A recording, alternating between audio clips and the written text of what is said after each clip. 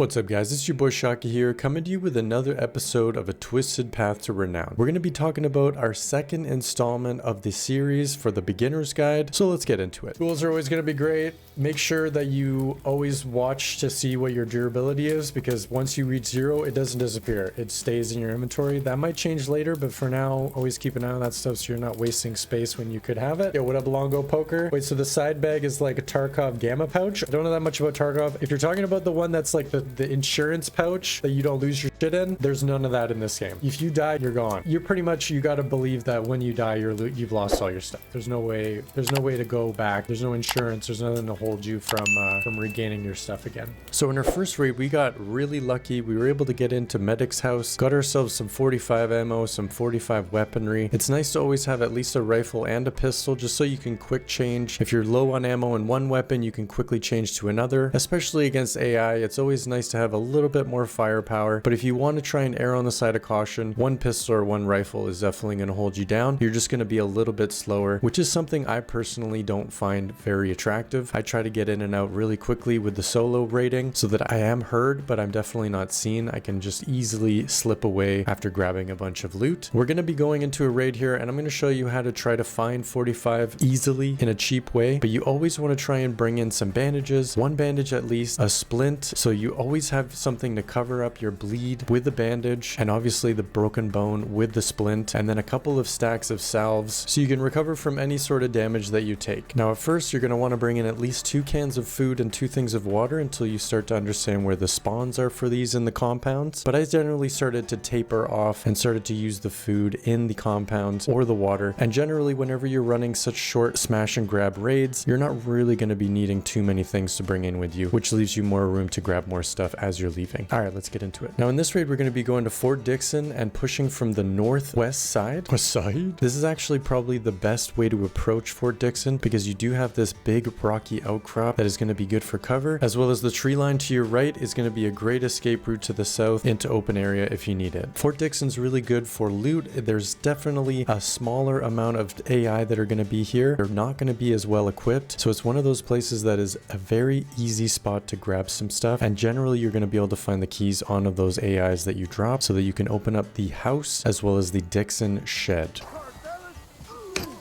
Looks like a lot of players.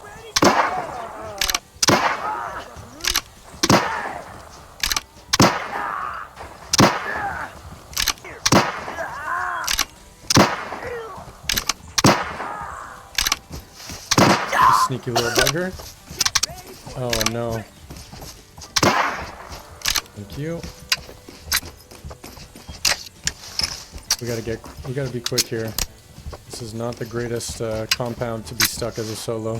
Also, I swear, as soon as you start looting, the players or the bots, bad blood's here, partner. The bots start pushing you. I swear.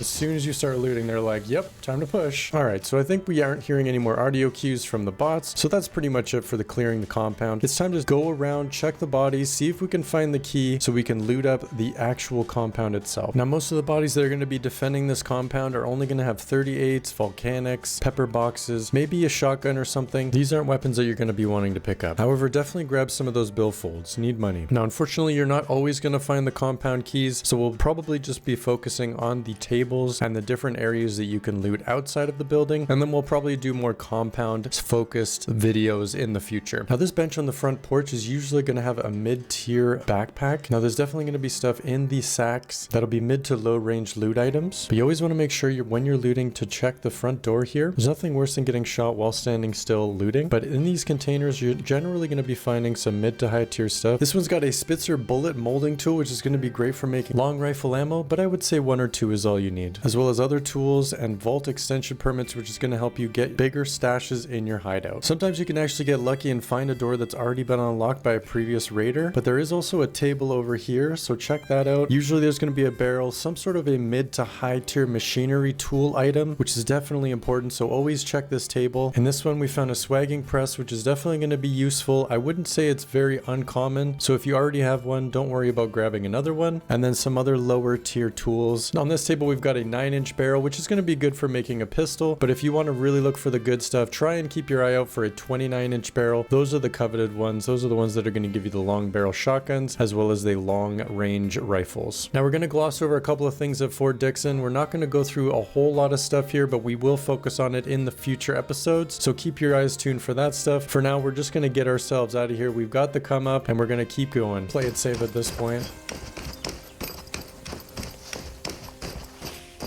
So let's just head to the destroyed bridge.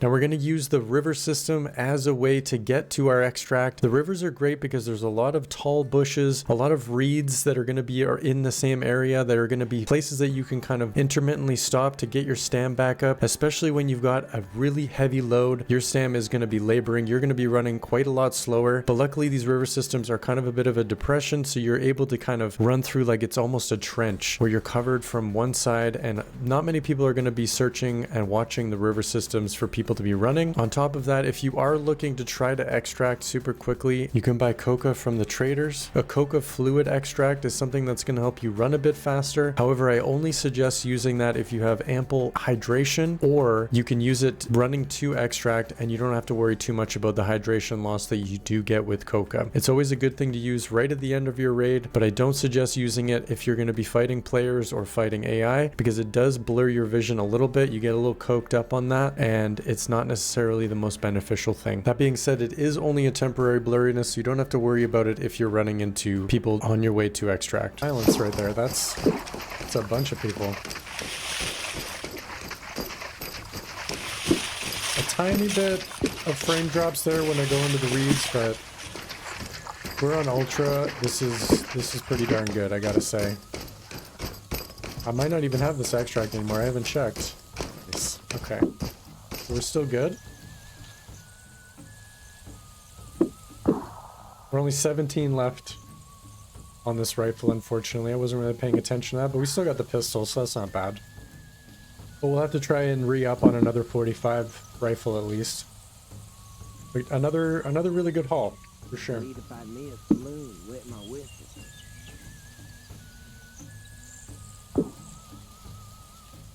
Is that a 45 gun? Oh, sh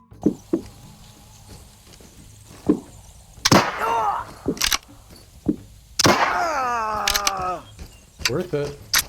So in this moment of clarity, I finally understood where we can easily find ourselves some 45 ammo and 45 rifles or pistols is the patrols in and around Fort Barry. Fort Barry and the surrounding area where the medic's house is a central location on the map, so you always have to keep your head on a swivel. But these two-man army patrols always stick to the road, so if you can try and find yourself a nice little hiding spot, like inside of that shack or by the river system, and you hear their audio cues, you can easily pop them in the head with a 38, and then you can get yourself a nice little ammo and gun come up. So if you find yourself in the area just west of Fort Barry where there's the road systems there is a ton of extracts that you can use to get out of there. So it's really low risk. Just bring a 38, a little bit of ammo, a side bag, and a backpack that you can buy from the traders off the get, and maybe you can get yourself a nice little come up without risking too much for the biscuit. Food is actually pretty important early game, so definitely make sure you're grabbing as much food as you can, but obviously not like at the expense of getting real loot. But if you die or